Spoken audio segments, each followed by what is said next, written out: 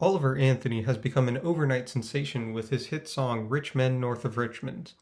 The protest anthem has rocketed up the streaming and sales charts, becoming the biggest song in the country for its boldly political message. Depending on who you ask, this song's either a masterful articulation of working class frustrations or the far-right's latest misguided rallying cry, or both. So, let's politically correct Men North of Richmond. Take a listen. Oliver starts out by letting us know how he's doing. I've been selling my soul, working all day, overtime hours for bullshit pay. And it takes a toll. So I can sit out here and waste my life away, drag back home and drown my troubles away. He knows he's not alone in his troubles. It's a damn shame what the world's gotten to for people like me, people like you. And he knows exactly who to blame. These rich men north of Richmond, Lord knows. I gotta say, I like what I'm hearing. This is a really powerful statement, and I'm sure it speaks to the frustrations of a lot of Americans. I can't really find much at issue here. I might change the wording to be a little more inclusive. Women can be corrupt oligarchs too. I get that Mr. Music wanted to have a catchy title, and yeah, I gotta admit, Men North of Richmond, that's some nice assonance. But musicality and message don't have to be at odds. ¿Por qué no los dos?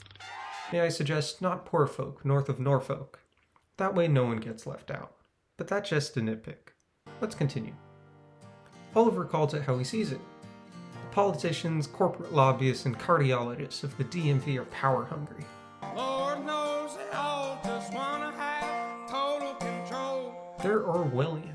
Wanna know what you think, wanna know what you do. They're egotistic. And they don't think you know, but I know that you do. Maybe a bit conspiratorial depending on how you read it, but I think most people could get behind the sentiment. Then Oliver gets more concrete with his gripes. 'Cause your dollar ain't shit, and it's taxed to no end. Inflation's hurting and the taxes are too high. A bit basic, but sure. I wish politicians would look out for minors, and not just minors on an island somewhere. Ooh, there it is. Ollie's not pulling punches. He's going for the politicians. He's going for the child abusers. The momentum's building. Who's next? Who's the biggest, baddest villain of them all? Lord, we got folks in the street, Landowners? ain't got nothing to eat, Capitalists? and the obese milking welfare. Nope.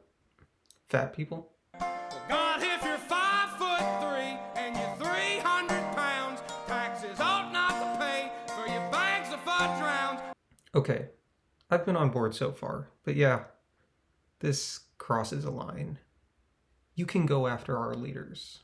You can go after our taxes, but to go after our little Debbie, no, I won't stand for. Would you subject your fellow American to a life without fudge rounds? The emptiness in the absence of cosmic brownie. The loneliness without a nutty buddy. How could you? This lyric is definitely the most controversial in the song. Critics say Oliver is punching down, and unless he's a lot shorter than he looks, that's probably true. Of course, I do get the point Oliver is trying to make here. SNAP, the welfare program he's referencing, is supposed to help people afford nutritious food essential to health. It's for that reason that you can't buy obviously unhealthy consumables like alcohol, tobacco, and hot food with EBT.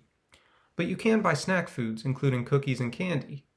Given Oliver's struggle with drinking, which he references earlier in the song, I could see why he would be irked by a program that enabled at-risk Americans to give in to their vices. And of course, I'm not humorless. I can see how there's some irony and wordplay in a person with a BMI you could wear shorts in milking the welfare system to buy cookies. Still, if you're calling out the system and not blaming the individual, it's really not necessary to body shame. Why be mean when you could be nice?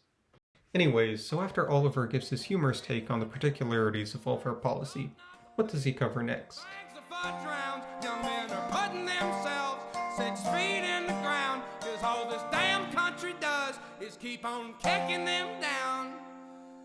The epidemic of suicide. Right. So at this point, Oliver goes back to the chorus and that's the song. Again, I've got to say, this is a pretty powerful piece. Sure, there were a few iffy bits we have to smooth over, but overall I'm excited to see what the man's got coming up. So, until next time.